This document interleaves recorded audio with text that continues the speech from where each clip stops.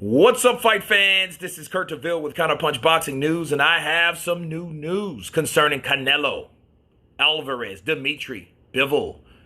This fight was very interesting. Dmitry Bivol came in exactly what I thought, how I thought, but more, okay? He came in working that jab. He came in with good defense. Canelo came in with feints. He came in with overhand rights. Bivol was getting hit to the left arm, just like shades of Callum Smith. Canelo started throwing lefts to the body. The left hook to the body was not really effective. The overhand right was, to a certain degree. He used the overhand right to set up a right uppercut upstairs, and Bivol ate a couple of those right uppercuts. And, you know, I seen that with Bivol, but the strange thing about Bivol took those punches good. Took them too damn good, okay? It was almost like the cap was nullified. The cap was seen overnight, okay, that Canelo Alvarez couldn't hurt those guys like he did at 168. Dmitry Bivol was strong. He took those punches. He kept the jab in Canelo's face. That's what kept Canelo off. Canelo did come in. I think in the middle of the fight, Canelo Alvarez got gassed. And strangely enough, Bivol actually adjusted to the right uppercut because Canelo couldn't no longer land that right uppercut once he closed his hands a bit, okay, and tightened up his defense. And then it was like these guys started playing trade them. You know, one guy gets on the ropes, they well on each other. The only problem was Dmitry Bivol was better at doing it. He had longer arms, longer reach, and he would come in and out. He wouldn't just stand there and wing and give the opportunity, give the position over to Canelo like Canelo wants. The problem is with pure boxers, with Dmitry is a hyper pure boxer. That's what I like to call him because, yes, he pure boxes, but he does a lot more. He throws flurries.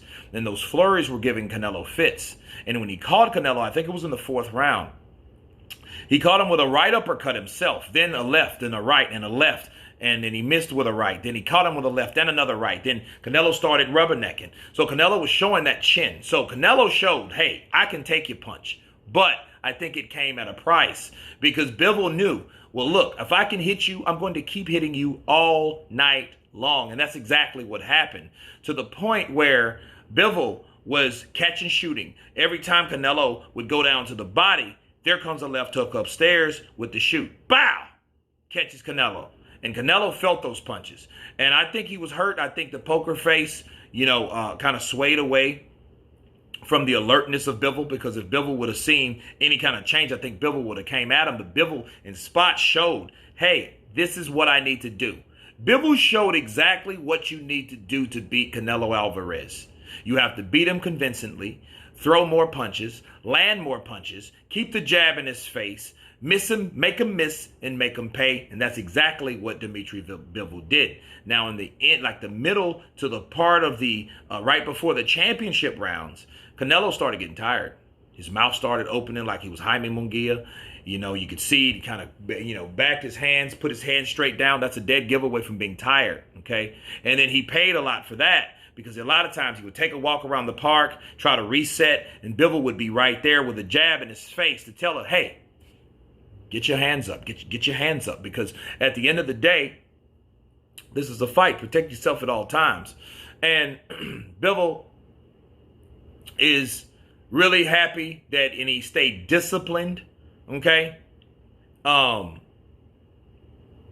Those punches really couldn't penetrate. The punches that Canelo threw, normally they would land on the side of the face, the temple, the body.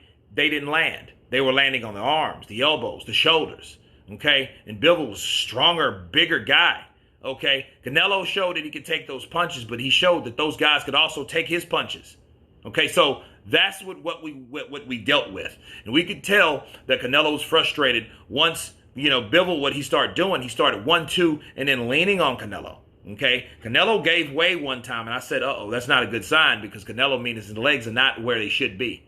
Okay, but the frustratingness, he comes up, he looks like he wanted to slam Bivol. And I'm like, yo, what are you doing? You know, and the referee like, yo, what is this? You know, because Bivol was hanging up. He did Lara the same way, mind you. He picked Lara up and damn near body slammed him because he didn't like Lara hanging on him. A lot of counterpunchers don't because they're so accustomed to being in position to throw a punch when somebody lays on them, right? That's what happens. Okay, that's exactly what happens. So Bivol showed that he was faster, more disciplined, got off his shots, durable, mobile. He showed a lot in there.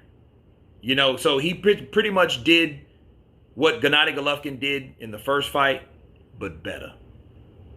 Bigger, better, stronger. And we're going to see a rematch. So goodbye, Gennady Golovkin. You need to fight someone else for once. You guys tell me what you think about this upset with Canelo Alverez being defeated by Dmitry Bivol. Of course, please subscribe. And you guys been Counterpunch. Peace!